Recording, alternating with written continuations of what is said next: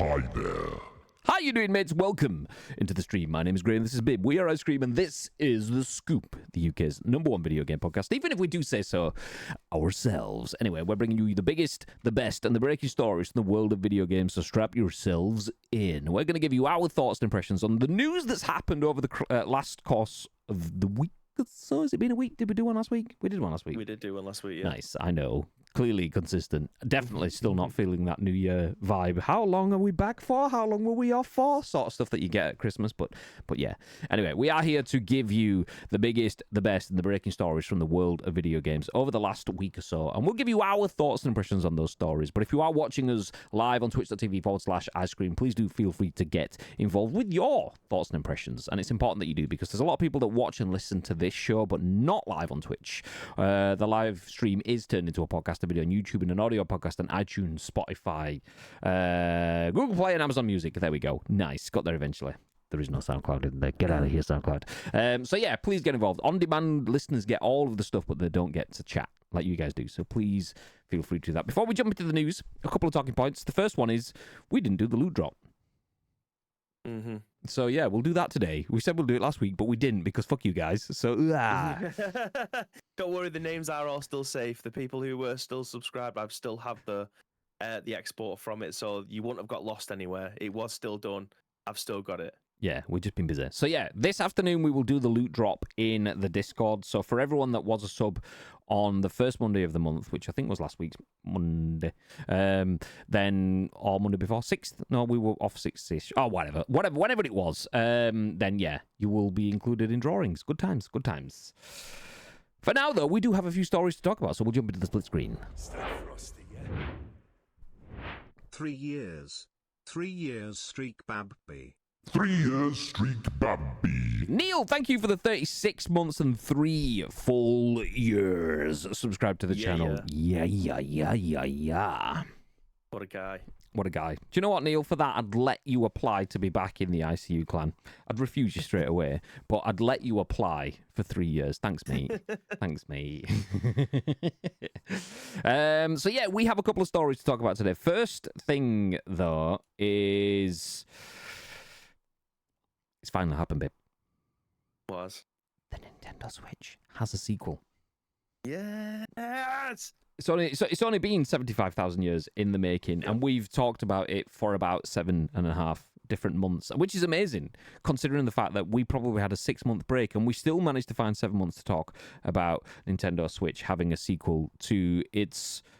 Well, Nintendo Switch having a sequel to its console? No, Nintendo having a sequel to its Switch. Anyway, we'll go over here. No, we won't. Fuck! Great success. I thought, you know what? Actually, I almost stumbled over words. It's professional. We're getting there. Came over. Just a purple screen. Have a look at our wallpaper. Great success. Chris Scullion at VGC has this article, says, official Nintendo has revealed Nintendo Switch 2. Switch 2 was shown for the first time in a trailer published by Nintendo. So after countless months of speculation, Nintendo has finally officially announced Nintendo Switch 2. I have to do that. I'm sorry now. This is the thing. The successor to the Nintendo Switch was revealed in a trailer published on Nintendo's social media and YouTube channels on Thursday, which features a 2-minute look at the new hardware. As previously suggested by previous leaks, the Switch 2 looks similar to the original console, with the same layout of a screen surrounded by 2 Joy-Con controllers. However, this time the controllers appear to connect with a powerful magnet, making it less likely that they will loosen and slide apart from the console over time, something current long-time Switch owners are now experiencing. The Joy-Cons also now appear to be black, with the colour appearing under the sticks at the side where they're connected to the console and on their removable side grips. The hardware will also come with a longer stand with a wider tilt, which lets it lie almost horizontally.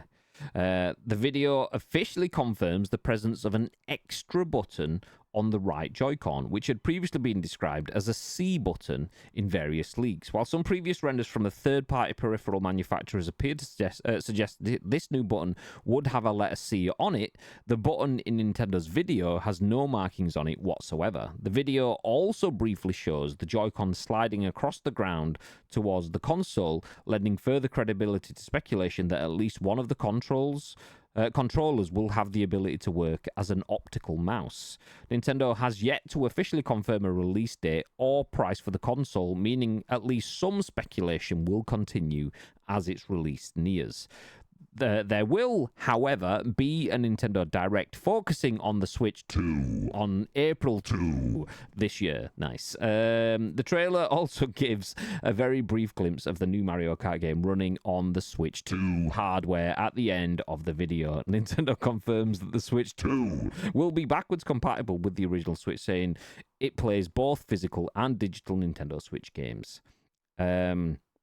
It does warn that, quote, certain Nintendo Switch games may not be supported or fully compatible with Nintendo Switch 2.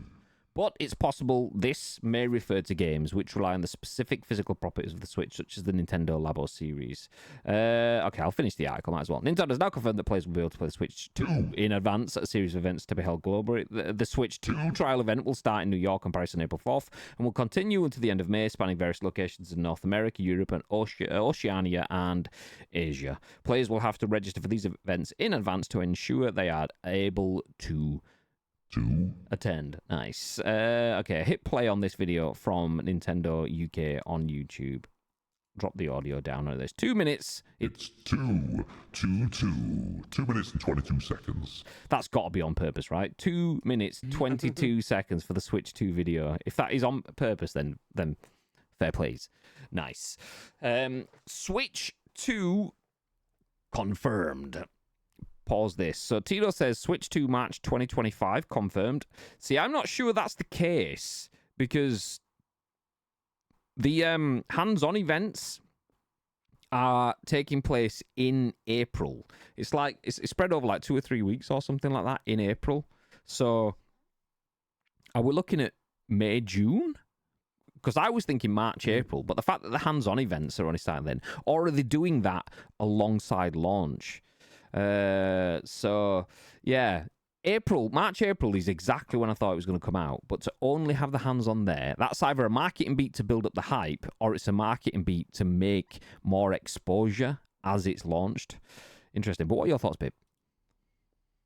Yeah, I mean, I've got a lot of hope for this console. I feel like it's going to be the year of the handhelds. I feel like there might be potentially a new Steam Deck being announced at some point this year as well. I did see yesterday, actually, when I logged in on Steam, saying that the Lenovo Go 2 is actually powered by Steam. Like, it has a Steam OS built into it now as well. Yeah. So I feel like they're just going to start rolling out these other handhelds at the same time as this, which is obviously great because they are becoming a lot more of a viable option when it comes to playing AAA titles in the best way possible. Like, obviously, the original Steam Deck is, I think, is the resolution, is it 800? I just want to point out for anyone that's watching this and hearing noises, I'm playing the Switch video underneath Baby Talking. So if you're wondering what the whoop stuff is and you don't see the video, that's what it is. By aliens. I actually can't remember what the resolution is for the Steam Deck. It's either 720 or it is an 800-ish sort of region until you dock it when you get full 1080-ish. Yeah. Stokes, thank you for the raid, mate. Welcome in. Sorry, as you were saying. So yeah, I feel like we are getting to a point now where it is just becoming not necessarily your go-to consoles when you're thinking, right, this is what I'm going to be playing tonight, and this is where I'm going to have the best experience. The Nintendo Switch is... It's known for its IPs. It's known for its revolutionary games, shall we say. And this console itself, essentially, has paved the way for the likes of the Lenovo Legion and the Steam Deck and all the other handhelds that are all coming out, because the fact that you can play it in your hands and then also dock it and play it on your big screen as well, that is unbelievable piece of tech. Like, to be able to play anywhere essentially. I mean, you can buy little dongles. You don't have to carry the big docks that they come around with that followed the console way back when. You can literally buy a USB-C cable that you can plug into the bottom of it that has HDMI support and charging pass-through, and you're good to go. It doesn't have to be these big pieces of hardware now. It is literally a portable, smaller version of any console that you get. Like, obviously way smaller than the PS5, but it's not as powerful as the PS5. We haven't seen any specs of what this can potentially do yet, so we can't really compare to as to what generation this is going to stack up to. It certainly isn't going to be a PlayStation 5 Series X kind of graphics that you're going to be getting from it. You're probably looking at like maybe mid PlayStation 4, Xbox One graphics. But Nintendo have never really been about the graphics, they've been about the games and the experiences that come along with it. What did make me piss yesterday, though, is if they would have shown Mario Kart 8 again. That would have been incredible. Like, here's another version of Mario Kart 8 that's been sold over the last 3 consoles. Mario Kart 8 Deluxe Plus Ultra for the 2. So, I mean, I'm all in with this. I can't wait to see more of the Nintendo Switch. I still play my Nintendo Switch to this day quite frequently. So, the only thing that I'm disappointed about, and I don't know why I'm disappointed about it, because it's never something that they unveiled. It's never something that they talked about. It's what a mock-up that someone made that we actually shown last week on this channel of the Joy-Cons. The Joy-Cons were always a sticking point with me until I got my Hori split controllers. Because of my massive hands, the likes of these Joy-Cons just don't really cut it. They're not very comfortable for long periods of play. So the one that we showcased last week actually had like some form of ergonomic grips at the back of it to make it feel like a proper console controller rather than it being these slimline, very flat backed until you got to the triggers at the top. So I'm a little disappointed that that isn't going to be the case. It's not going to be sold out the box with those kind of ergonomic controllers. You probably, well, I know you are compared with the barrels that they've got on the side of the, the bezels that they've got for you to slide your controller in on the original Nintendo Switch. Doesn't exist with this. It looks like it's a magnetic connector. So my Hori split controllers aren't going to be compatible with this. So having to wait for third-party controllers or something that Nintendo bring out themselves, we're going to have to wait. But the controllers look a lot bigger now than they did way back when the original game came out. So, yeah, again, I don't know why I'm disappointed about that, because it's not something that they actually unveiled was going to look like. It's just something that someone made. But yeah, I'm all in with this. I think it's going to be another step in the right direction for handheld gaming.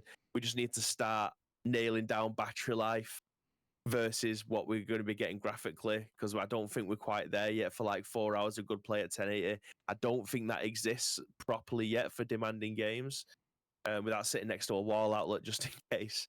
Because I don't even think the Nintendo Switch, if you're playing something like Skyrim or Legend of Zelda Breath of the Wild or any kind of high performance game, I don't think you're getting more than about 2.5 hours. Correct me if I'm wrong. Which is more than enough for a play session. Like, I can't sit there for 2.5 hours straight. I'm just using it as an example. Oh, I can. I sat oh no, there. you can. Jesus, you can do 24 easily. When I sat there playing Shadow of War or Mordor, whichever the first one was, Mordor. and I got 5 hours in. Like, the only reason I stopped playing, it was close to 6 hours, was because my Steam Deck died. And it was like, I'll give it up then. Fuck, god damn it. But yeah, really, really good. I have, whilst Bib was talking then, for anyone watching the video feed of this, YouTube or Twitch, that is on screen. The left-hand side is the blue Joy-Con from the original Switch, and the right-hand side is the right-hand side Joy-Con from the new Switch 2. So you can see it's, what's that, 15%-ish bigger. So more width, more height to it. Still doesn't look ergonomic in terms of, like Bibby says, on the back of it. I think if I show you one of the other angles, this is still from VGC's article. They had, so there, you can see, this is showing the stand, but you can see the top corner has, where this arrow pops up, great, has this nubbin for the triggers at the top, but beyond that there's nothing at the bottom. And look, think of the shape of your hands and the shape of other controllers on the market, like this one, for example. If I hold this up to the camera, you can see it has like the trigger bit at the top, but then a bulby bit at the bottom that sits in the palm of your hand. That's just natural ergonomic shape. So it doesn't have that. And the one that we looked at last week appeared to have like the ability to clip that stuff on the bottom, so you've got something to make it fit more sturdily in the palm of your hand. So the part of the issue with the ergonomics of the Switch One and not having other external controllers is you're having to clamp your hands on it because it almost slides through your hands because it doesn't just sit in it. So I was hoping that would be a thing. That said, though, bigger screen, taller, wider, bigger controllers. Less bezels. Yeah, exactly. Like so much of so our Switch is the original Switch, and you look at it and you just think, why does it look like a mid-90s Samsung TV that's just got a fucking frame around it? Like, what? Use that space for screen, man. Yeah, I mean, even the Steam controller, which I've got here, which I think I was probably one of 5 people in the world that ended up getting one. That it's extremely comfortable. Like if you've ever picked one up before, it's very clicky. I don't know if you can actually hear that. Yeah, but it's very, very clicky. And it is genuinely a terrible controller, but it's very comfortable. I could play if it actually worked. You could probably use it for quite a long time. It still has quite a lot of praise, that to the point where they were talking about all these rumors of some form of new Steam controller coming because of the Steam Deck. So you can use the Steam Deck for multiple ways. So I can use the Steam Deck, install games on it, and play it on the Steam Deck, or I can remote play things to like PlayStation and so on. But if you've got a game that won't play on your Steam Deck, say Cyberpunk fucking Mega Edition, but you've got a PC sat in your house, you can just remote play Steam Link, obviously, to your it's not actually called Steam Link, it's called, they call it something else, like, I don't know, remote connection or whatever. But you basically just dial into Steam on your PC and you can launch whatever's off your PC. Job's good in that way, play it that way. So I did it the other week with PES 2021, forgetting that I don't launch PES 2021 through Steam. I launch it through Cider or whatever it's called. So I was like, fuck, I need to figure out that. It'd be really easy to do. I don't doubt it. Probably just some remote connected sort of stuff. Or no, you can add a program in the bottom left where you go to add. It's like add a non Steam game. So I've done the and so I've done that already for a few other bits. There's a bit I was getting at. So I can either do it. It would be some remote stuff, or it'll just be add non-Steam apps. But haven't done it. But even still, the game loaded in and played flawlessly, kind of stuff. Yeah. So yeah, beautiful. Back to the Switch. Steam Link downstairs in the front room. Is it just a box? Do you remember it? Yeah, it's just a little box. It literally like it's got Wi-Fi built into it, which actually goes on to, considering how old it is, it could pick up Wi-Fi 5, which I thought it was going to be 2.4 again because of how old it is, but it might just be a firmware update or something that's run through it. But yeah, I've got it downstairs, and again, playing Halo Master Chief Collection on it because you can play that through Steam. Flawless, genuinely flawless. I wonder if we'll start to get things like that. Either what's the word I'm looking for? I can't remember what it's called. Something that's defined and created by a platform for a platform. So the SanDisk memory cards that are for Xbox, they are, I can't remember the word for it. Basically, it means made to work with Xbox only. I can't remember the word, but I wonder if we'll get. I want to say first party, but I don't think that's right. I mean, that's not the proprietary. There we go. Thank you, Tito. So I wonder if we'll get proprietary Steam Link for Steam, Nintendo Link for Nintendo, and stuff like that, or whether we'll just soon be able to just do all of that sort of shit from every device remotely, properly, because like using your Switch to just dial into your PC, play PC games and so on, that's the fucking future. And that's why things like the Steam Link, the Steam Deck are great for me. The fact that I can play on my PlayStation, not through PlayStation, through using external apps like Chiake, and I can play on my Xbox through external apps like XB Play, and it works flawlessly, is incredible. So just it takes the piss out of my spelling, Bub, at least I know my words. Lol. Alexa, define Tito. I'm stopped talking then because I wanted to listen to see if she actually started trying to define it. Yaron. Totally did that on purpose. Yeah, of course you did, mate. Of course you did, mate. Of course you did, bub. Nice. So yes. Anyway, back to this though. Nintendo Switch. So there's a few bits. So it doesn't have ergonomic Joy-Cons, like Tito said. Bub, there we go. No. What he did say was, I know it's not innovative in any way, but for me, ergonomically speaking, the Xbox pad is elite, which you get. I like completely get. It's timeless. Like, destroyed my room. It's fine. This is a Victrix Pro BFG controller. This one is the Xbox one, as you can tell from the Xbox symbol. The reason it's going shadow there is because I'm sticking it into the prompter effectively, so it loses the light. But hold it there. So this is an Xbox controller. My PlayStation one is shaped exactly the same, but it is more Xbox shaped. Don't actually have an Xbox controller up here now because I was playing on my Xbox over Christmas, so it's downstairs. But yeah, it is more Xbox shaped, whereas... Fuck knows where my DualSense controller is. I must have lost that bad boy. Oh, it's in here. I can show mine on screen. Context. Sorry, I got it as well. Okay. It's because mine has this on top of it, so I was using it to. So I've been doing a lot of remote play testing recently. So I've done Backbone, which is obviously peripheral that straps to the back of your phone, using your phone for remote play purposes. So I've used the Backbone. I've then used the remote play app on an iPhone without a Backbone, because the Backbone controls are a bit like Switch Joy-Cons. They do the job. Bit shit, really. So use this, which is effectively just a clamp that you put your phone in here, clamp it in, and you sit and stare at your phone screen, and you've got it attached to a proper PS5 DualSense controller.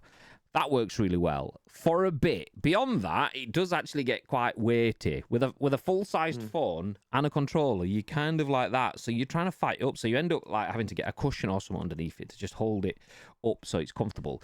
But it's better to play with. So the good thing about this, though, is you do get the ergonomics of this. So I do really like the shape of a DualSense controller. Like, very, very much so. But I agree with what Tito's saying. I don't believe there is a one-size-fits-all controller, naturally. It's like anything. When you get down to it, different things... People prefer different things, and things are just better for different people as well. So I like the shape of an Xbox controller. But what I like about the PlayStation form factor is it's longer like that. It's got more of a shaft to it, mate. Which... Because my hands, I've only got little hands. A big wedge of a controller, I feel like my hands are just kind of like, you're like holding a watermelon. You've got it in between your hands, but you're not closing your hand around it kind of thing. I don't want to hold on to a watermelon. I want to wrap my hands around a wiener sausage. That's what I want kind of thing. So I feel like I've got a bit of grip. So on a PlayStation, I get my hand around it comfortably. Whereas even on the Victrix, which like this one's nice because it's got a bit of weight, a bit of width to it, but not too much. My fingers just rest nicely on the triggers behind it perfectly. So that's why I like the Victrix. What he say? Wiener sausage. So yeah, like, but back to the Switches, I still think that's a little bit of a problem. Like, if I go back to this image, bring it on screen for you boys and girls. So, babe, talk to me about this. You know this a bit more than me because you have a Switch and you play it. I have a Switch and don't. Yeah. So we have the screen. We have the Switch in the dock. We have the two controllers on. Is that the charging stand? The dock. Is that, yeah? So like the controllers, the two Joy-Cons, are they in the charging dock? Is that what that is? Oh no, that's in that. Do you remember that little plastic handheld thing that you got? No. You can use it as a controller. Is that what that is? Oh, yeah, so inside the box, it's a controller that's got space either side for you to drop the Joy-Cons in for you to be able to hold it like a proper controller. Again, made for tiny hands. Like, that is the most uncomfortable, unbearable controller peripheral thing. It's great for free, because obviously you get it with it, until you go and buy a pro controller or something of that ilk. It just didn't work for me at all. You couldn't get your fingers far enough underneath it. You were basically holding it like... Yeah, you couldn't. You're carrying a stack of plates underneath. Yeah, literally. Like, you was washing the pots. That's how you'd hold it.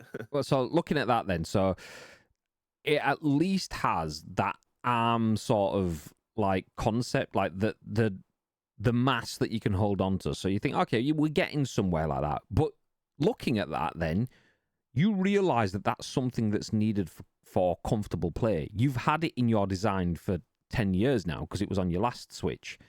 Why isn't something like that built onto the actual Joy-Cons as standard? Like, where had... And then I start thinking, well, maybe that's because they're talking about one of them being a mouse. If it's got a weird bulb on the back, it can't sit properly. So how do you slide it around as a mouse? And is that just trying to do too many things at too many? So I'm thinking, okay, yeah, that's not particularly great, but bigger screen, better processing power, and so on. That's good. The main thing for me that was missing, though, jump back over here, is, I think Bibby touched on it a minute ago, is the games. So when he was talking about, like, obviously it'd been piss funny to see Mario Kart 8 again, kind of thing, but that's the thing that we're still missing. Naturally, that reveal broadcasty thing or something that they come in, there'll probably be more stuff coming in advance, but for me, we need more content, because nobody buys a Nintendo Switch because it's the best hardware. Nobody goes, do you know what? I want a Nintendo Switch so I can play name any game, be it a Nintendo one or a third-party one, like at super high res, or I can do this on the... It's convenience. Or, if it's not convenience, and I say convenience, that's like playing Doom Eternal on the go. I can play Doom Eternal when I'm not at home. That's convenient. It looks shit compared to Doom Eternal, like... on the PC or on my PlayStation, you accept that. You are dropping quality to be able to play on the go.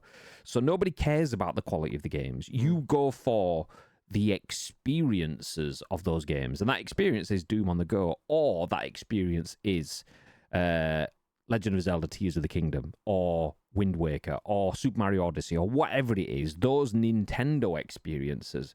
So until we get actual games for the Switch 2, I'm just oh, right, that's nice.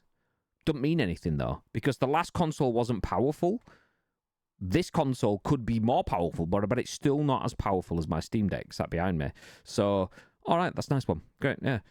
And there was lots of rumours, and I don't think I've seen it, unless anyone else has seen it confirmed, or I read it out and I was too busy going, that I didn't pay attention to it. They didn't say the screen was OLED. And the first Switch launched with a normal screen. That's what I've got. And then they upgraded the screen to an OLED, and people were like, okay, this is a game changer, because even the shit games that are bad draw distance and so on, you let it go because the screen just makes it pop. So have they gone back to a duff screen again? Is that just a way for them to sell a shitload of Switches and then in 18 months' time go, oh, by the way, we've got an OLED edition coming out kind of thing? If it is, then... You're not the Steam Deck who's just launching your first piece of hardware. Like, you know how this works. So if that is the case, you're rinsing it. Yeah, I mean that is the way the path for all handhelds, right? Because the PS Vita certainly did it. They had two different screen types, and Steam Deck have just done it as well. The Nintendo Switch have done it previously. So I feel like with the it's like the midway console change where you always get a pro version of the console. I feel like that it's an easy way for them to be able to spin it. Do we really need it? I mean, it's the PlayStation 5 Pro was definitely aimed at the top 5% of video gamers. Like, even in my close circle of friends, I don't know one person that's got a PlayStation 5 Pro. Whether or not it's because they couldn't get a hold of it, or because they didn't feel like they wanted to spend the money required to be able to get one, for one reason or another. Genuinely, no one that I know personally that isn't like an online acquaintance doesn't have a PlayStation 5 Pro. Same. Like, the thing is, though, is I'd say that's different. And even the examples that you listed, like the PS Vita got an OLED screen because the technology became affordable and available. That's obviously 1,000 years ago now. The first Switch, okay, same thing happened then. We got the Switch out, and then they got proof of concept and then gave us a better version of it. Nice. That better version should be the baseline, in my opinion. The Steam Deck, okay, a few years later, but same thing again. Their first console, they've had a go, realised, you know what, OLED sorts power issues and makes it look better, and so we'll do that. Bosh. I would be disappointed if Steam's next console didn't come out as OLED as standard. So seeing Nintendo, one of the biggest gaming manufacturers in the world, go, yeah, we won't come out with OLED as standard. I'm thinking you're either doing that for two reasons, because you didn't think people thought it was important, or because you wanted the cash from selling twice. Because what was it they say? Buy cheap, buy twice. And that's effectively what this is. They're hoping people buy cheap and then buy twice. I wouldn't. I didn't think my Switch was a great investment, so I'm not going to buy twice because I've got a fucking wonderful OLED screen on my Steam Deck and everything now. So, yeah, that's a disappointment Do you not for think, me. that having the normal screen is a budget option, though? I don't think it should be. Like, the cost... The price is the price, yeah. Yeah, the cost of a screen is not that significant when you're manufacturing at that scale. It seems like it's purely that. They think people don't care, which means they're out of touch. Or they think that they can make people pay twice, which means they're greedy. And I don't know which one I dislike the most. You either don't know your audience, or you do know your audience and you're happy to fleece them, is what I get from that. It seems lazy or greedy. So I would be I feel like I'm in between with that. I feel like me now, I don't have a Steam Deck. But if I was to get one, do I want one that's like £120 cheaper than the other one? The difference in the screen is like immense though. Like, because like, and this I've seen it with Switches as well. Like when I see people that have got an OLED Switch versus the normal one, screen's bigger, they use the bezel space and all that, and I'm thinking like, oh, mine's ugly as fuck. It can definitely stay in that drawer for a bit longer. And the quality of the screen, you see the difference on it. So it's like, so when I was saying that's kind of a different example, I agree with you on the PS5 Pro. Waste of money, and it's just a cash grab. But if someone said to you, okay, you've got a PS5, nice, you're playing that on a full HD screen, or what they call, no, not a HD screen, 720p. Not even that. We'll get you a 720i interlaced Samsung screen from Curry's like X display model, or we'll give you a 4K mega screen with whatever. You'll be like, yeah, you see the difference there, the visual, yeah, of course. And that's the thing for me, is it's not just a bit of faster processing, air quotes. Faster, air quotes, processing, air quotes. Who gives a shit? That's all subjective stuff. I mean, it's important stuff, but subjective. But the clear impact on the visuals, I'm like, screen isn't something that you should be skimping on when that is, in theory, what you're selling. Nobody gives a fuck about the gubbins inside, how much it processes, what it stores, how many games it can get. If that screen looks wonderful and people can play it, you're selling the idea of the screen. So I'm feeling like that. Why have you cut the corners? I mean, they haven't actually confirmed that, but all of the rumors over the last 6 months were saying that it doesn't look like it's going to have the OLED screen, and everyone's going, Patuah! I'm like, yeah, fucking Patuah. So I mean, especially for the Nintendo Switch, though, if they are going to bring out 2 SKUs, I know which one parents are going to be buying. Yeah, which one's cheapest? I know. Yeah, they're going to go for the cheapest one. And there's absolutely nothing wrong with that, because eventually it's going to get to a point when Joseph gets to an age where he wants to start gaming. And if there's a £400 all singing, all dancing version, or the £200, I know it's going to get broke version, then I'm choosing that one. Like, he's not going to be asked about that. Yeah. So I do feel like there definitely is a market. I don't both. think they'll do that, though. Like, I don't think they'll have a cheaper SKU, because that's also not Nintendo. That's a Microsoft decision. I mean, don't get me wrong, it is a great customer decision, not necessarily the greatest business decision in terms of, I mean, I've heard me pulling Microsoft apart for not knowing what they want to do with business. God, how do they not know?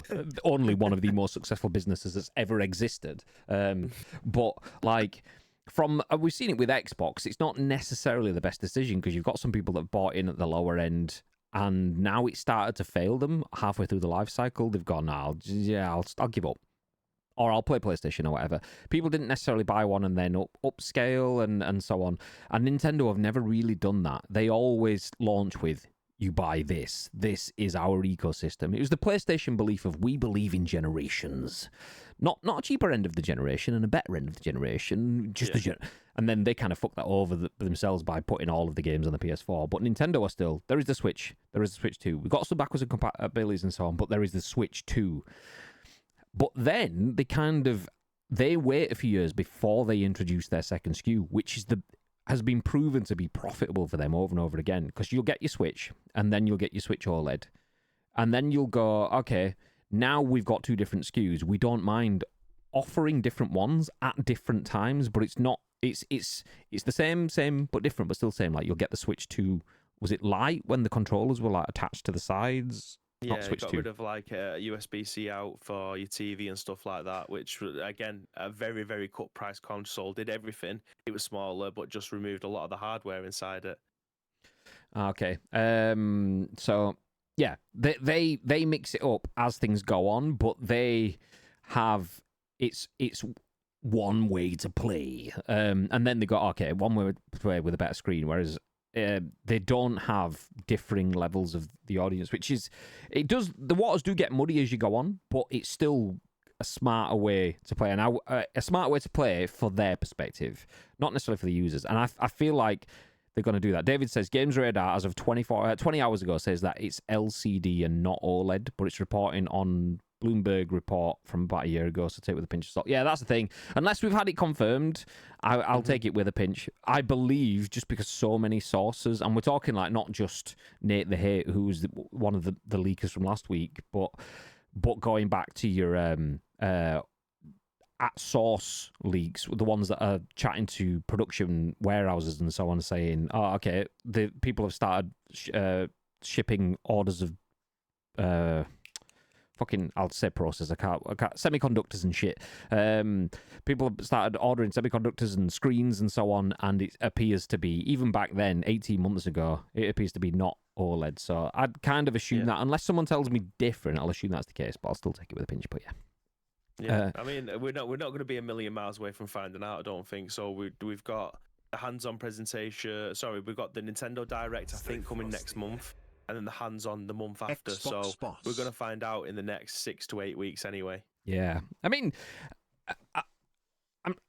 I'm trying to tamper my positivity. The fact that we've got a console, another portable console with more hardware, more power, should I say, not hardware, more potential. Happy for it. I'm just trying to tamper that by not getting super excited, which is, okay, show me the games. What is there going to be new games? Because if there's not going to be new games, why do we have a new Switch? Because, that's what it's about. And then, okay, nice, great. Can we speak to Hori Split? And can we speak to Hori? Can we speak to Razer? And the other people that are going to make it fun to use, please? Thanks, mate.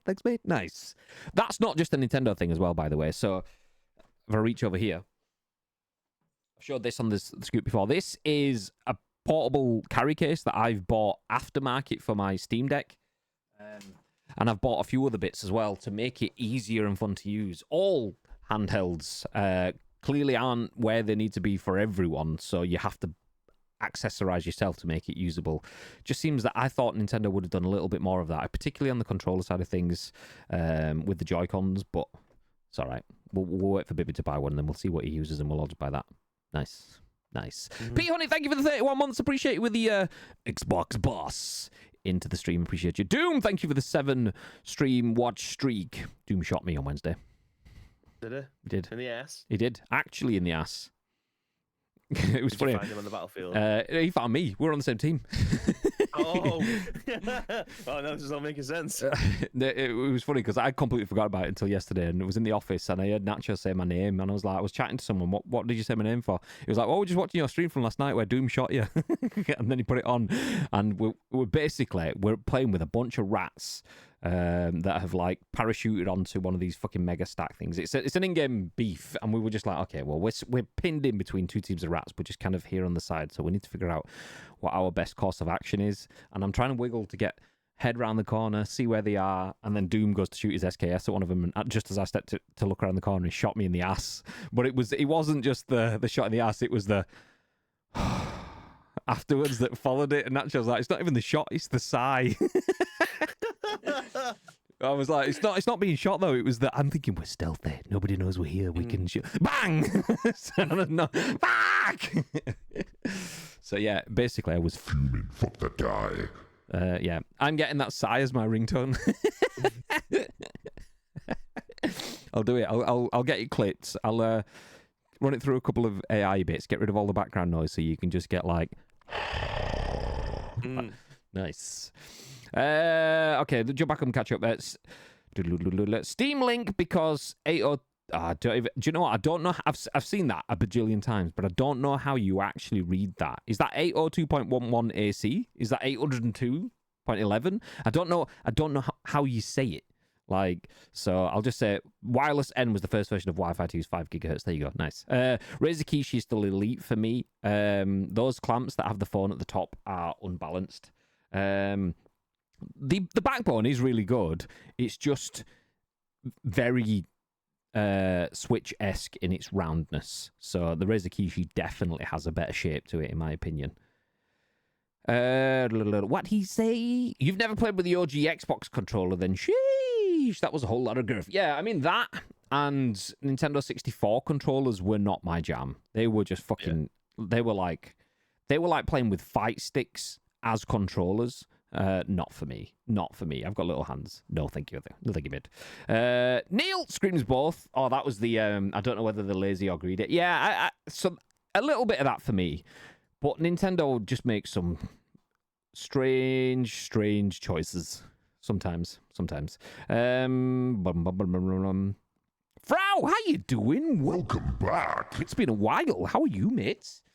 Ooh, shake that ass. Watch yourself. Shake that ass. Show me what you're working with. Nice. Anyway, so that has been the first story. Official Nintendo Switch 2 has been revealed. Are you going to get one, babe? Yes.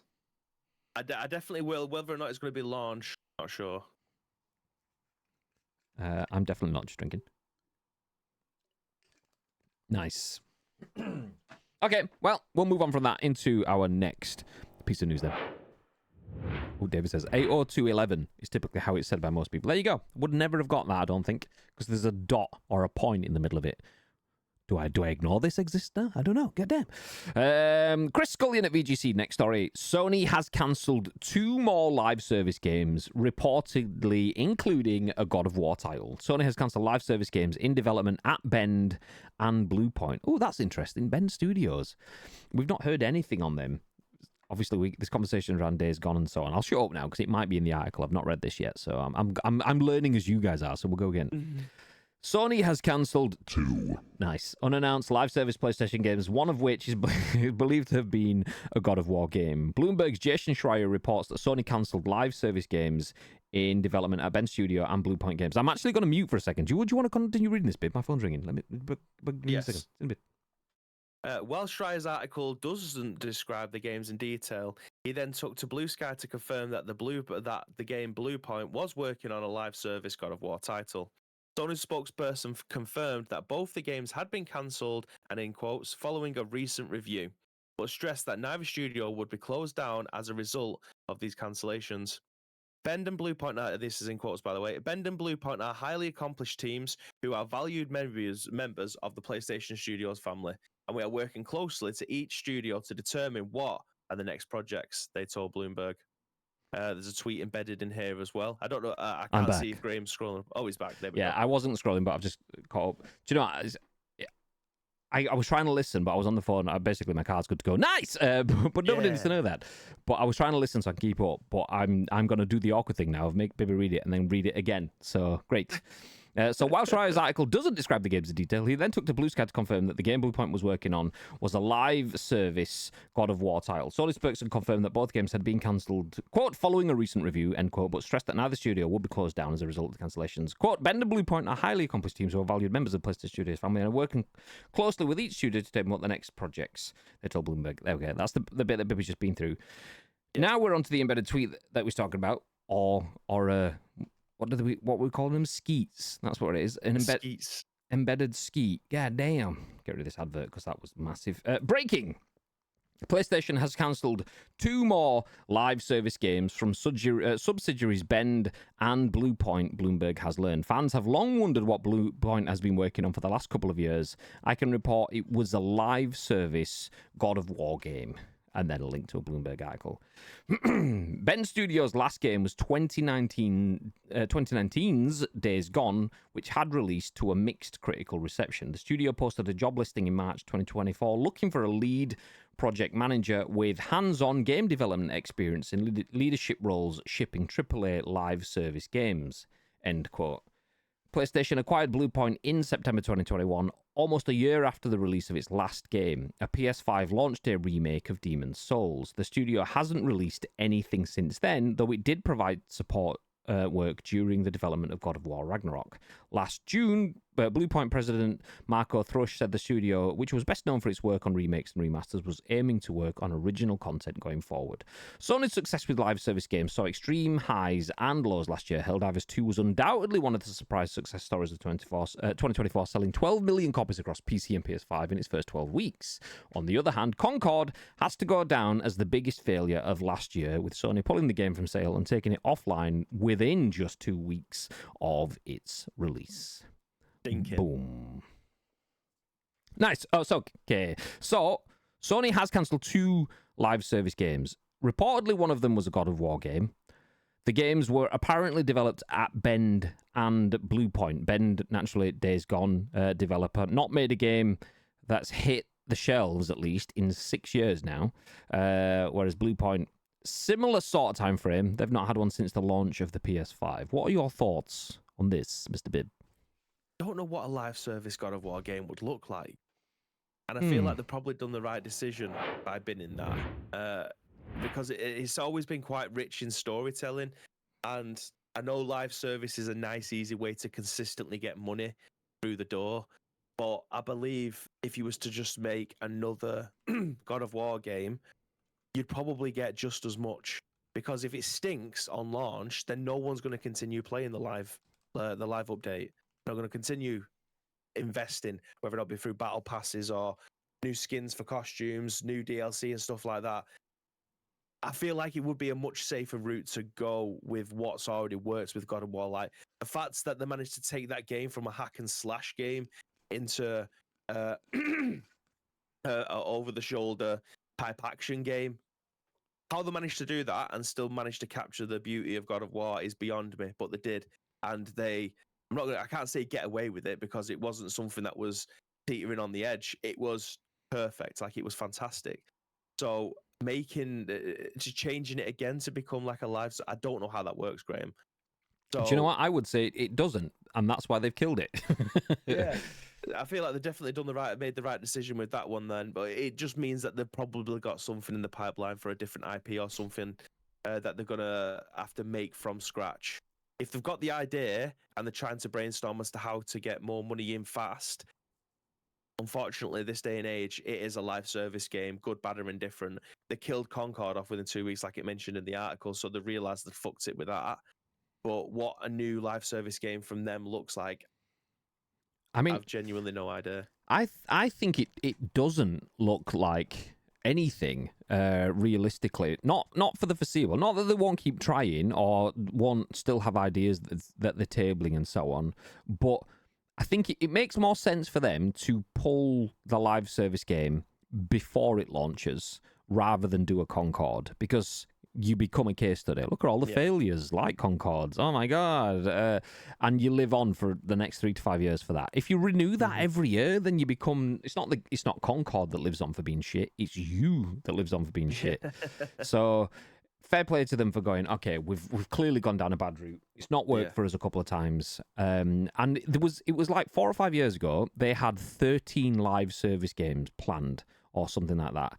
And they acquired Bungie, who have had massive success in creating live service games, to be their brand to make live service games great again, and again, and again, 13 times, and then realize, actually, people don't want to play live services.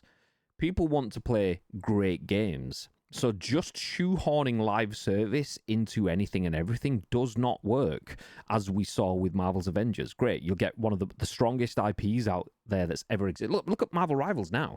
It's taken what I genuinely thought might have been a dead genre in the hero shooter Overwatch style, and they're smashing it. They've got a content plan that's giving a new hero every... what was it, a month and a half? Every month and a half, a new hero is coming to Marvel Rivals. So you'll get 6 weeks and you'll get, I'll say Groot. Groot's already in the game, but we'll start, I don't know who's actually in it. I've not played it, so we'll say 6 weeks you get Groot. 6 weeks later you get Star-Lord. 6 weeks later you get Rocket. 6 weeks later we'll go to Silver Surfer or Wolverine or whatever. So new characters that you know exist from a massive universe, and all these stories from comic books and cinema and cartoons in the 90s or whatever. You've got all of these into the game. That's live service when you are creating a great game and giving people access to the content that's not paywalled and not weird as fuck.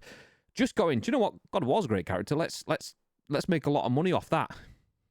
That's pretty much what we get. Obviously, they'll have more than that. But from our side, if they go, we're going to make 13 live service games. Okay, you don't have an idea for games. You have an idea of selling genres. Great. Okay. Yeah, we're going to use Kratos. Okay, you still don't have a game. You've got a character and a brand name and a genre. But what is the game? So it makes sense for me to bin that off because you're going to make another Concord moment where people go, this is dead on arrival. Nobody wants to play yet another shooter when we've already got shooters and stuff to play. And all you are actually doing is just weakening the God of War brand. Kratos and God of War is something that's instantly recognizable, just as Marcus Phoenix is for Game of Thrones, Gears of War. There we go. Nice. God damn. Yeah, just so recognizable. I don't even know what game it is. Let's go. But yeah, Marcus Phoenix is Xbox's Kratos. Some people don't know who Kratos is, that's fine. Some people don't know who Marcus Phoenix is, that's fine. But a lot of people do for both. And that's wonderful. But when you start making shit games, they lose their power. And to an extent, Marcus Phoenix not only has one of the coolest names ever, but was a cool character as well. His character has been a little bit tarnished by some subpar releases in the Gears of War series, but not to the point where it could never be saved. And it wasn't like they were taking gambles and risks. They just didn't have games that hit as well. Yeah. Hopefully, is it E-Day, the new Gears game, brings that all back and we're all back again. The same thing happened with Kratos and God of War, though. Like, first game did bits, and then there was like, what was it, 3 of them or something like that? But if you weren't a fan of the hack and slash genre, or it was more same, so great. I mean, then we got the remakes or whatever, but there was still enough strength in that brand to bring it back again. But why unnecessarily take risks with it? And I think that's what PlayStation have probably done. Why are we sticking Kratos in a live service game when we could just build God of War 3 Ragnarok or whatever the fucking next one's going to be, like, and yeah, just sell 15 million copies of that instead. So yeah. Halo tried it, didn't they? They tried making their franchise a live service game, and I still think it's on its arse. Like, I haven't heard any rumblings about it changing direction. Yeah.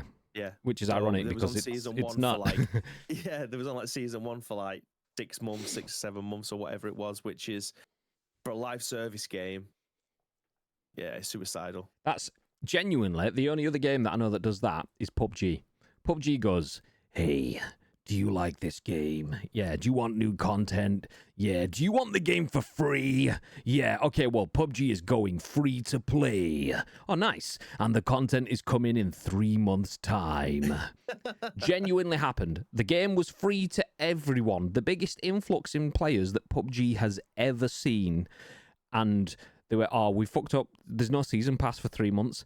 3 months later, people had given up playing it because, all right, this game's free to play. Why am I going to play it? I've done everything. I've got my chicken dinner. I did that in the first 2 weeks.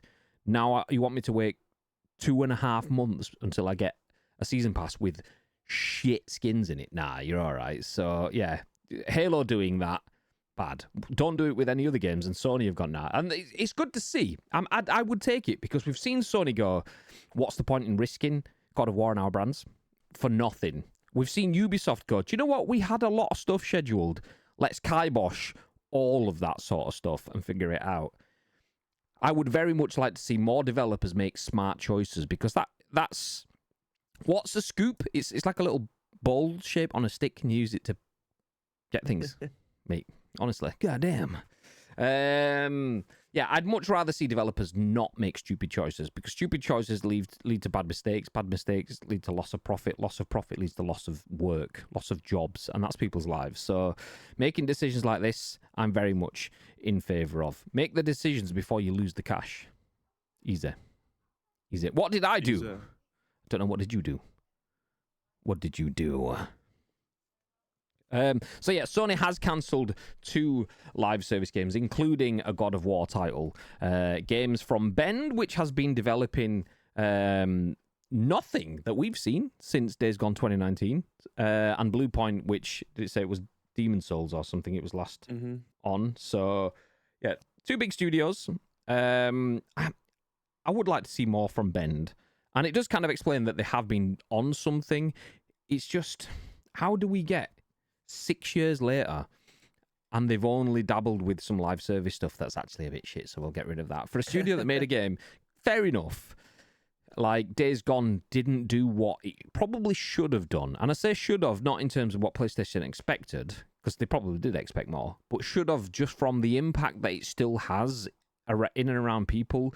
The thing with Days Gone is it didn't do it at launch. It did it over a long period of time, where it means you didn't move the needle, but you maintain the needle. But maintaining your needle for a long period of time might have the same sort of impact, but it doesn't count. You've got to move the needle that one time. So they're not willing to risk a sequel on that. But how many good TV programs do you not pick up on until season 2 or 3? Game of Thrones didn't exist until it was on season 3 for most of the world, kind of thing. So, like, I feel like video games don't take that risk. So Days Gone deserves a sequel, should have had a sequel. So if Bend aren't doing anything now, get them back on that, mate. Sort it right out, thanks. Okay, we'll move ahead to our last story. Talking about cancelling things. Get rid of the title. Nope, that's the wrong bit. There we go, discussing now. That's the right bit. And over to the new screen. Talking about getting rid of things. GTA 5 Liberty City, or actually, should I say, a modding project, has bitten the dust after, quote, friendly takedown chat with Rockstar dev says there's no negativity between it and Take-Two. So, yeah. The title, well weird, from VG247. Thank you very much, Mark Warren. Your articles do have a natural sort of talking way of communicating. Your title should still just hit. But anyway, massive GTA 5 Liberty City modding project bites the dust after friendly takedown chat with Rockstar. Dev says there's no negative between it and Take-Two. Okay, that's not a title. That's an essay. But we appreciate all the support the project received. This is actually quite sad because I did watch a video from this. Let me see if it's embedded in this. Oh, my cookie settings. It might be in there, but I'll look at that in a minute. So a massive modding project which has brought a full recreation of GTA 4's Liberty City to GTA 5 has gone the way of most pedestrians who cross a street Michael, Franklin, or Trevor is happening to be driving down. After a conversation with Rockstar Games, which the mods developers have stated wasn't a DMCA, rather a friendly takedown, it's been pulled from the internet. Dubbed the Liberty City Preservation Project, the mod was released to the public over the holidays, having been in the works since 2018. It looked pretty damn cool and had clearly had a bunch of effort put into the details of the version of Liberty City. It let you fly out from Los Santos and wreak havoc in. Anyway, late yesterday, one of the lead developers on it, N. Kelman, posted this message in the Discord server of World Travel banter. The team behind the mod. Due to the unexpected attention that our project received, and after speaking with Rockstar Games, we've decided to take down the Liberty City Preservation Project. We appreciate all the games that support the support that the project has received, and we look forward to continuing to pursue our passion for modding the Grand Theft Auto series. Bummer, right? Rockstar's got a weird history when it comes to its attitude to modding, having done plenty of stuff like this before, so it's not exactly out of the blue, but it sucks. People can no longer download the thing this group of modders worked on, even if we've obviously got to take them at their word here that they were the ones who made the call and respect that choice. In a follow-up post put on the server after the team, quote, noticed a lot of misconceptions and theories surrounding our latest announcement, Kelman explained. This isn't a DMCA, rather a friendly takedown, mutually agreed upon by all parties involved. There is no negativity between us and Rockstar Games / Take-Two Interactive, end quote.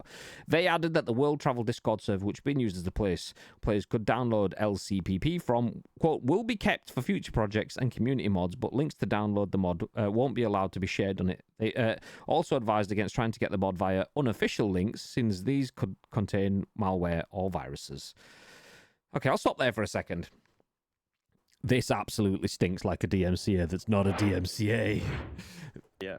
It's a friendly takedown, but please don't talk about it, and please don't share any links for it. I mean, we're not going to share it because we've taken it down, and if you want to share it, please don't do that either, because it's friendly, and they have had a cease and desist without a cease and desist. What they've done is they've got a very legal person in a very legal looking suit to have a very legal sounding conversation without it being legal.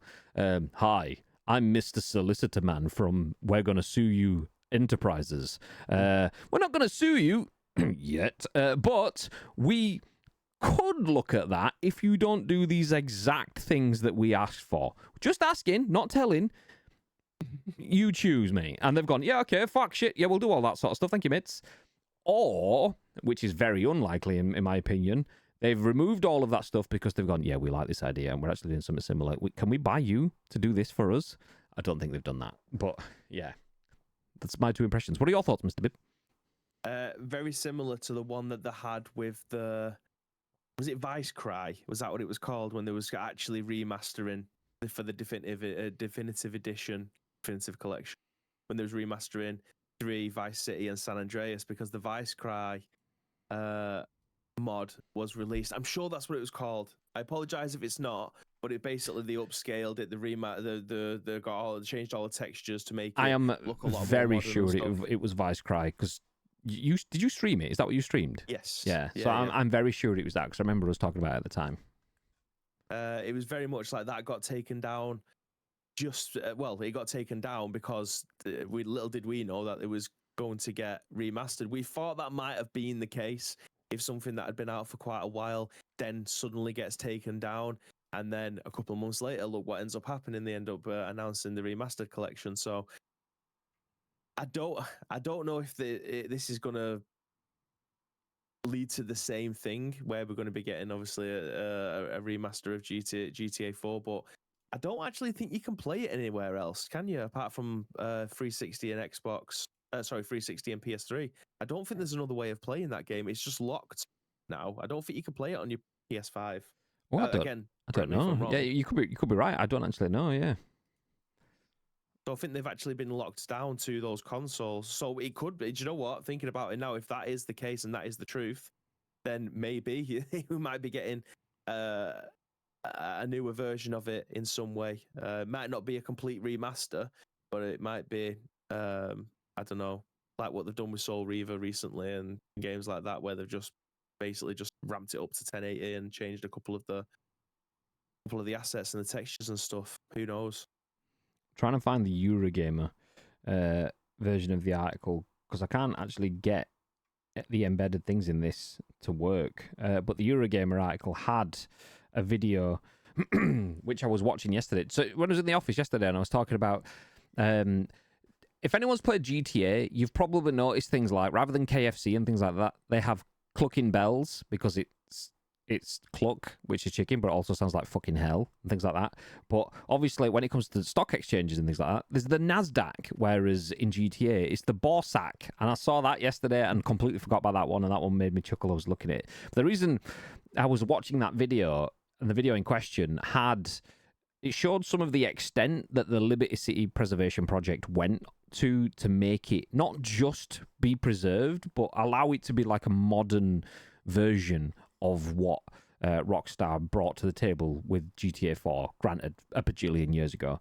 But like they hadn't just updated textures and made it look a bit more like GTA 5. They'd gone to the level of building in an entire underground network below the city that was fully accessible. So you go down as you would in any city that has an underground, go down the steps into an underground tube station, get on your train, feck off and come back up at another part of the city. That didn't exist in the game. They built that in themselves, and seeing that level of detail that they wanted the game to be accessible for numerous different reasons and accessible from the existing maps. So you've got your LA style of game and your Miami style of game, which we'll get in GTA 6, we assume, plus the New York style of game. Having all of that within the same sort of modding project means that not only is Liberty City, New York, being preserved, but people can continue to use that in future environments as well for like RP and things like that. So it's a beautiful project.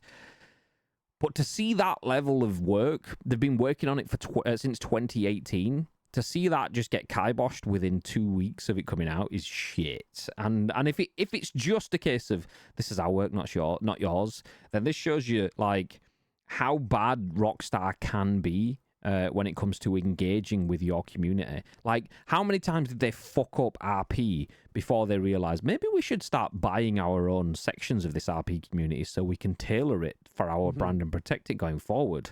I wonder when we'll get to the point where they'll think, do you know what, certain mods actually make our community better, so rather than just pretending it doesn't exist, maybe we should start speaking to them and integrating their ideas into our content and workflow. Because you can be big enough to never fail until you fail. And that is where Take-Two are at with GTA. GTA 5 has meant that they don't have to speak to anyone or anything. GTA 4 was massive. GTA 5, phenomenal.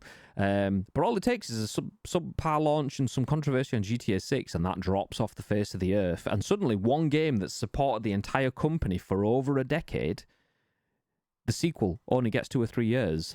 That makes shareholders shit themselves. The need for profit, all of the structure and things, and suddenly you start going, all these events that you don't turn up at. GTA doesn't go to E3. We'll do our own broadcast. GTA doesn't go to Gamescom. We don't need to pay for stands. We'll just put a trailer out on the internet. Suddenly you start finding yourself going, oh shit, we need people to look at our game and so on. So I obviously that's extreme where I'm talking about. But I hope that it doesn't get to that point. And I hope that this has been shut down because they've got their own plans for Liberty City that are imminent. Not because they think one day in the future, maybe, possibly, we might do another Liberty City thing. I mean, it kind of makes sense because GTA, apart from London, we've had LA, Miami, New York has been the centre points. The last game, LA. The next game, Miami. So the one after that, New York. You kind of think, okay, maybe they're protecting it for that then. But if we're on the current release cycle, we're not going to play their New York game until 2037. And I'm not fucking holding out that long. I mean, I will be. I'll still be playing games then if I'm still here, guaranteed. But pausing someone's modding for a 12-year-old game because you might do something for it 12 years in the future is a quarter of a century delay between people getting to play those experiences, which is gash. Yeah. Why not use the community in that 24-year period if you're not going to be doing anything? So I hope that's what they're doing. I hope it is the one that I said is unlikely. I hope it is they are going, okay, we'll speak to you about making this as a mod add-on for the next game rather than this game, rather than GTA 5. Let's work with you to bring it in or to steal your ideas or to get some consultancy fees for you to get it into GTA 6 or something like that. Hopefully that's where it comes from. And it's not just my toys, get your own. Yeah. But yes, that's that. GTA 5 Liberty City Preservation Project has been murdered by Take-Two. Understandable. They can do what they want. It's theirs. Just a shame seeing 6 years worth of high quality work being binned. But there we go. Anyway, other high quality work that's free is available right now, as this is !FF Free Game Friday, written by Laura Morton and Sarah Richter at PC Gamer. I hope you appreciated that tangent there. I absolutely did. Nice. The link was phenomenal. Yeah. So what is free on the Epic Game Store this week? January 9th, January 16th. That was last week. Okay. Great. It's not been updated yet. No, they haven't. But it does say what it is. So, yeah. Okay, we'll tell you about last week's games that you can't get. Turmoil. Great. But this week, you can get Escape Academy. What it is, nobody knows. But we know that's what it is. Nice. So, from January 16th until January 23rd, Escape Academy, which I can click the link of. I don't know what it's taking me to. An Epic Game Store link. Decline. We'll learn this together. Escape Academy is a Peggy 7 game. Tournament of Puzzles PvP update. Welcome to Escape Academy. Train to become the ultimate escapist. Solve puzzles, hack servers, meet the faculty, brew the perfect cup of tea, escape rooms in single player or co-op with a friend, local or online. As you can see here, this is free. Originally $15.99, free to download right now on the Epic Games Store. If you Storm. If you want it, go grab it. It ain't cost you nothing. And it's also not Turmoil, because that was last week's game. Thank you, PC Gamer. Let's go, babies. So, yeah, that is it from us. Pepsi fucking sucks, by the way. Got one free with a workday pizza. I don't mind Pepsi. I don't I don't mind Pepsi. Pepsi Max, which I used to drink all the time, just tastes like duff stuff to me. Diet Pepsi can get in the bin. Don't mind Pepsi. I like Pepsi with an amaretto. It's good. Hashtag fuck Rockstar. When was that when the tough nut knit? Was that when the tough nut knit went from hexafoil to rounded because of the... You're on about the donut, the tough nuts donut in the game went from hexafoil to rounded because of the crap AI remastering. Possibly. My brain was just like, tough nut knit, not. I was like, no idea. Nice. It could have been. So what Dave was talking about there is the remasters of the trilogy of Grand Theft Auto 3, I think it was, Vice City and San Andreas. Is that what it was? Yes. When they originally came out, was it 2021? I think it originally came out. Something like that. But they used a lot of AI to remaster it, and basically one of their prerequisites was find anything that looks jagged because it's old and make it nice and smooth, which is fine until something's meant to be jagged. If you've got a hexagonal shape like a 6-sided bolt, and AI looks at that and goes, hey, that should be a circle. We'll round that out. It's like your hexagonal thing is now round when it should have been a nut shape. God damn it. Mm-hmm. So, yeah, there you go. Anyway, we're going to finish things up. Thank you, everyone that has been in the stream. Appreciate you dropping in. Quick reminder, Nintendo has revealed the Switch 2. Sony has cancelled a couple of live service games. GTA 5 Liberty City mod has been binned, thanks to Take-Two. And Escape Academy is free right now on the Epic Game Store, should you want to grab that. It's free. Fill your boots. We're going to disappear right now, though. Thank you, everyone that's been here. Just a reminder, Bib will be back tonight for some video game fun times. I will be back in the morning for even more video game fun times. Please join us for both of those. If you aren't following us, drop a follow. You'll get notified when we go live. But before any of that happens, Mr. Bib, anything you want to add? Yes, thank you very much to each and every one of you that have joined us for today's episode of The Scoop. If you want to help shape next week's show, there is 2 ways you can do so. First of all, find us on social media. It is at Ice Cream Uploads across all major social media platforms, or alternatively, get involved with our Discord. There is a channel in there for you that just says The Scoop. All we need from you, though, is URL plus your thoughts and opinions. We will then give you our thoughts and opinions on the very next show, which we are at what time next week, Mr. Grande?